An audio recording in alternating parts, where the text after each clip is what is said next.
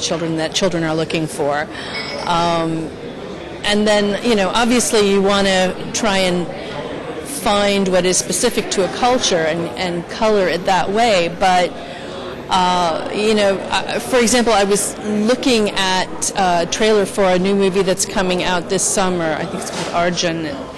I looked at that and I thought that movie is very Indian. It's coming from an Indian story, an Indian fable, but I can see in that a very universal kind of story that could easily appeal to children around the world, any child, because it's got heroes, it's got enemies, it's got action, it's a very colorful story, and yet at its heart, it's very, very specific to the Indian culture. But I still think it has a universal theme and a universal kind of feel.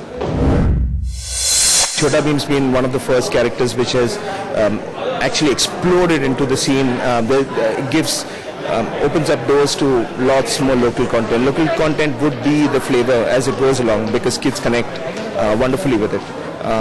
It doesn't take away from the fact that the international content would work, but yes, local content works. There's a big change in the landscape, in the retail landscape, which makes it extremely relevant. But what's most important is that there are three ingredients necessary for licensing. One is, do you have access to entertainment? And we have a plethora of channels which are fairly inexpensive for kids to watch. Second is this, the consuming class, in India is large enough. Our niches are large. And the third part, which has been a spoiled sport so far, has been retail. And we are hoping that, with organized retail growing, licensing will grow with it. Tester power is a big element in the marketing mix of any particular country. In India, tester power is big today because, Indian kids are educated, that much more educated than possibly several other countries. So if you really look at it, tester power helps sell products and services. Marketers understand that. So an automaker does ensure that in his piece of advertising, he does show two children of different age groups because that's a way to emote with that particular family.